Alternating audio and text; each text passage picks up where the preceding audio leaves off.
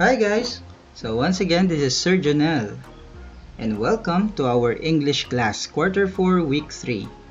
But before anything else, before we proceed with our lesson, I would like to acknowledge Ma'am Rochelle de la Paz for creating or for preparing this PowerPoint presentation for us. Let's begin. English 8 Quarter 4 modules 5, 6, and 7 talks about first, composing effective paragraphs. Second, developing paragraphs that illustrate different text types. Third, delivering a self-composed speech using all the needed speech conventions. So let's begin with the first one for module number 5, composing effective paragraphs. So let's have a short review. What is a paragraph? It's a group of sentences about a certain idea or topic. If a sentence is a group of words, paragraphs, or a paragraph is a group of sentences. It is considered one of the building blocks of essays, and the purpose of it is to express a speaker's thoughts on a particular point in a clear way that is unique and specific to that paragraph. So how can we compose an effective paragraph? Well, a good body paragraph will have the following: the topic sentence, supporting sentences, and concluding sentence. Do you remember these points? Of course, the topic sentence is the first sentence of the body paragraph. It introduces the topic of the paragraph. Supporting sentences, from the word itself, support the topic sentence. They elaborate and explain the point of the paragraph, while concluding sentence is the last sentence in the paragraph. So remember, a good body paragraph will have the following: topic sentence, supporting sentences, and concluding sentence. So how can you compose a paragraph effectively? Well, a good paragraph possesses the following elements. First, unity, coherence, and third, adequate development. As we can see in the illustration, the elements of an effective paragraph are unity. The paragraph should express a single thought that unifies all the sentences it has. Coherence.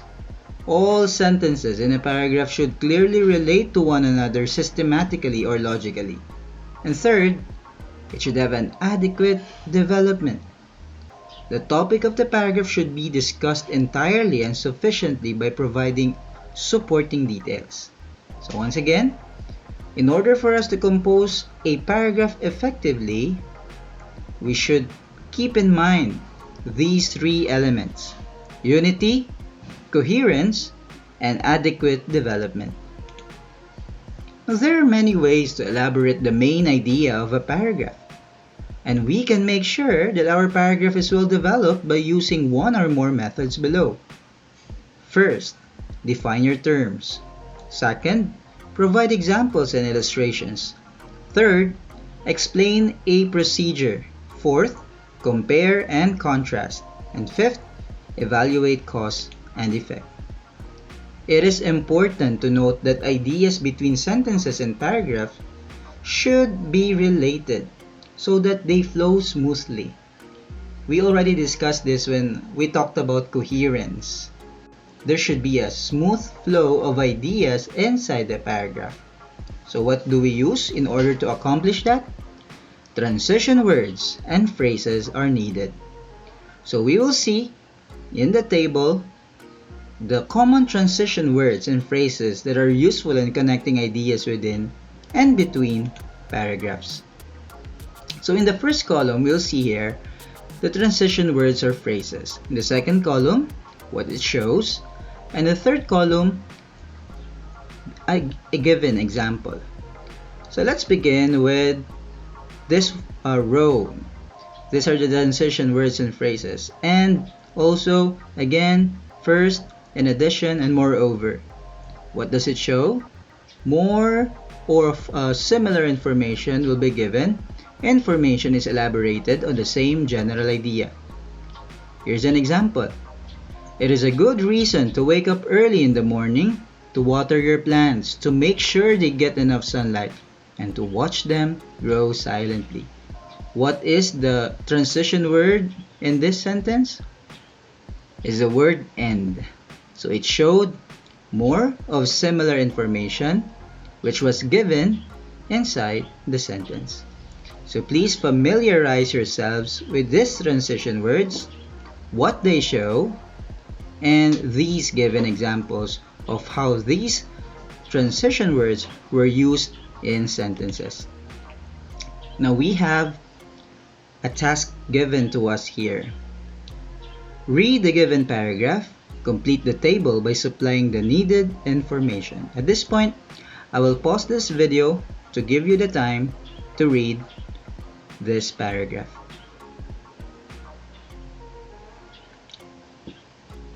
Finish reading? Now, what is the topic sentence? Yes, having a green thumb is not a requirement for you to become a good gardener. What about the supporting sentence? Let's give the first supporting sentence. Yes, it is nothing but myth. What you need is the proper knowledge about your plants. Do we have any other supporting sentence in this paragraph? Yes, we do. It is because different types of plants need different types of caring.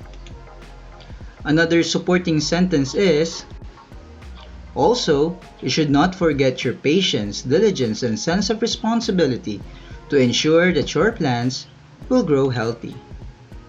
What are the transition words or phrases used? Well, we have the word also.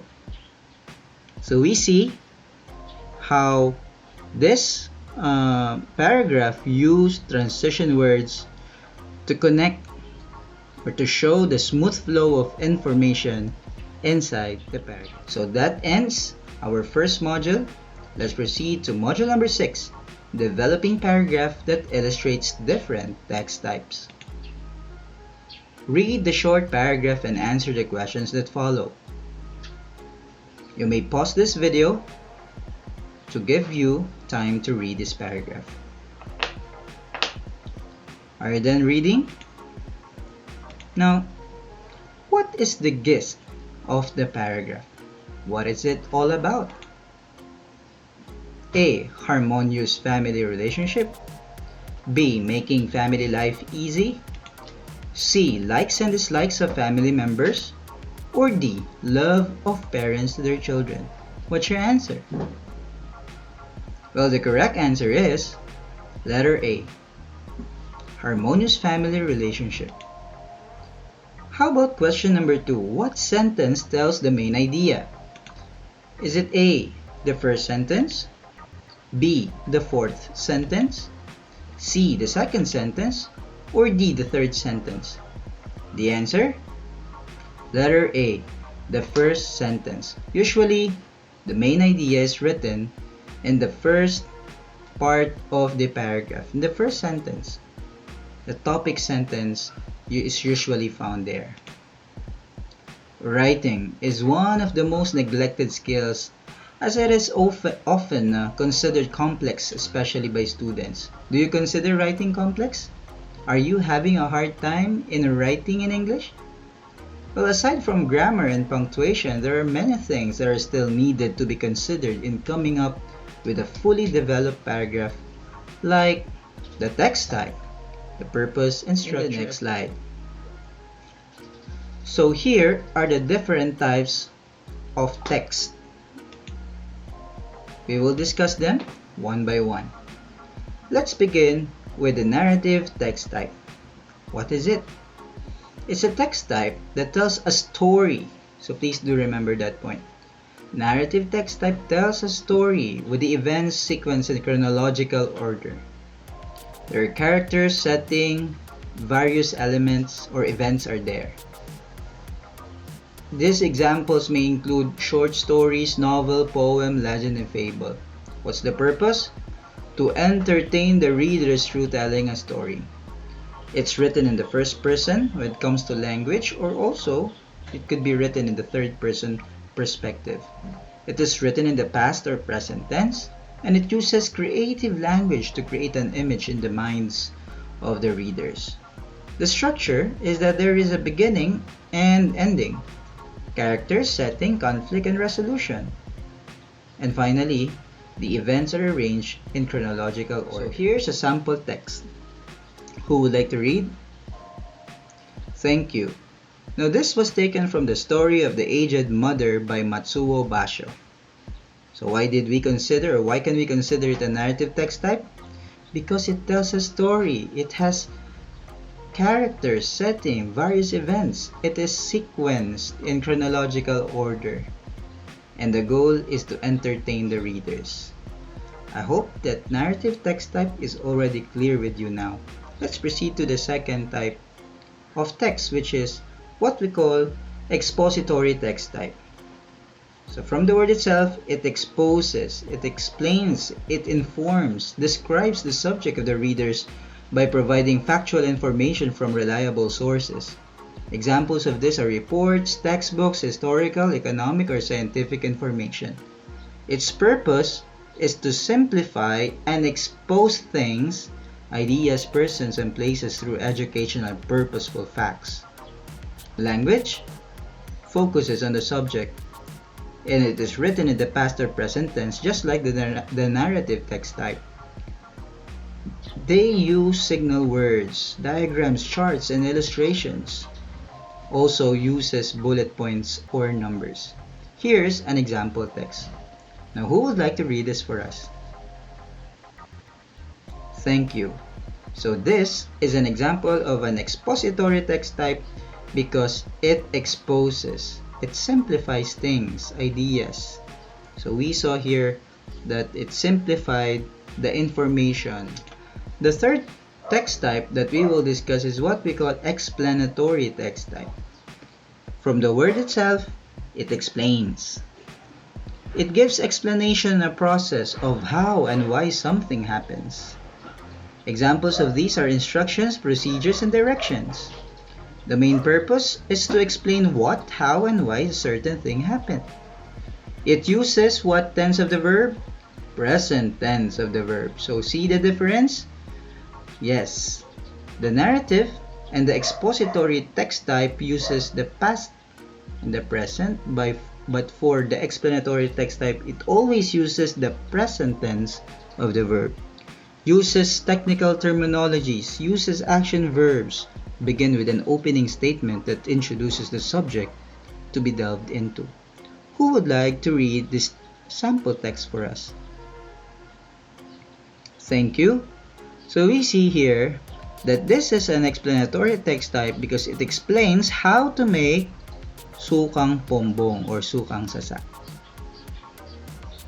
How about the fourth text type? Factual text type. This text type gives useful facts and information on a certain subject, topic, or issue. News reports, interviews, and history is an example of this. So to give information by means of facts, to explore different point of views on a given subject is its purpose. Present tense as well is used. Uses formal language. Title is written in question form. Provides background information of the issue and gives details about what, who, when, or where of a subject. So we see here, which is taken from https://www.bulacan.gov.ph pombong/history.php, a sample text of a factual text type because it gives useful facts and information about the town of Pombong. Next text type is what we call personal recount text type. This retells an action, interest, event, or activity that the writer has been directly involved. Examples of these are journal, personal letter, anecdote, biography. What is its purpose? Build a relationship between the readers and the writer by providing information that the latter has been personally involved. The language is that first person pronoun is always used, action verbs are used, everyday language is used, written in the past tense, and gives details to who, what, when, where, and why, and it is also arranged in chronological order. So once again, in this sample text below, we can see that this is a personal recount text type because it retells an action, interest, event, or activity that the writer has been directly involved. Persuasive text type is the next one that we would like to discuss, and this is a type of text that presents the point of view of the writer and seeks to convince the reader to agree. Example of these may include advertisement, commercial, editorial, and its purpose? To convince. From the word itself, its purpose is to convince, to persuade, to encourage the readers of the merits of adopting a particular viewpoint or taking a specific course of action. It's written in simple present tense. It uses concession, comparison, and cause and effect subordinating conjunctions. It states opinion on a specific topic, uses facts and evidences to support arguments. Here below is an example of a persuasive text type. Now, let us identify the text type described in the following statements. Choose among narrative, expository, explanatory, factual, recount, or persuasive. Number 1. How things work and why things happen. The answer is expository. Number 2. This text type convinces the readers to agree with the writer's position on an issue. The answer? Persuasive text type. Number 3. Gives instructions on how to do something. The answer? Explanatory text type. Number 4. Recall past experiences. The answer? Personal recount. Number 5. Entertains through telling story. This is the first one that we discussed, and it is narrative text type. We're done with the first two modules, modules 5 and 6. We will now proceed with the last module, quarter number 4, and technically your last module for English 8. Module number 7, delivering a self-composed speech using all the needed speech conventions. So in this point, you will now deliver your own self-composed or your own composed speech. For a lot of people, especially the students, the prospect of standing and speaking in front of a group of or audience makes them feel nervous. Are you nervous when you do reporting? Are you nervous when you deliver a speech? Are you nervous when you answer your teacher's question? Now, if you are given the task to deliver a speech, what are you going to do? Here are the key tips for preparing a speech. First, organize your speech. Second, get to the point. Number 4, use short words and short sentences. Remember that. And number 5, persuade with power. Persuade with power. Now, here's the structure of speech. Your speech should have an introduction. This is the most important part of the speech, because in this part you will get the interest and the attention of the audience with the first words you utter, and we consider this the most crucial part of your speech. If you fail to get their attention in this part, they will not be inclined to listen to you. Number 2, or the second part of your speech, is the body. This contains all the information to support the idea that you have just presented in your introduction. It is the center part of the speech which explains and discusses the key ideas of the speech. So the body is very important as well. This part should be meaty. This part should be filled with information that supports your idea. And number 3, conclusion. This is very important. How you end your speech is very important as well, because it wraps up or summarizes the ideas discussed in the body of the speech. Now, here are the principles of speech delivery. Number 1, articulation. You need to pronounce the words and speak with clear diction that effectively transmits the message. Number 2, modulation. This is your capability to adjust or manipulate the resonance and timbre of the vocal tone. Number 3, principle of speech delivery, stage presence. This is your ability to own the stage and being able to fill the space and project the speaker's personality to the audience. Number 4, facial expression, gestures and movements. You build connections with audience and help emphasize your points. They convey your feelings as a speaker and add drama to your speech. And number 5, audience rapport. This is the trust and connection that the speaker creates with his or her audience. So here are the 5 principles of speech delivery: articulation, modulation, stage presence, facial expression, gestures and movements, and audience rapport. So there you have it, guys. This ends our module number 7 as well as this video lesson. Thank you so much for watching. And always remember, keep on learning. Thank you.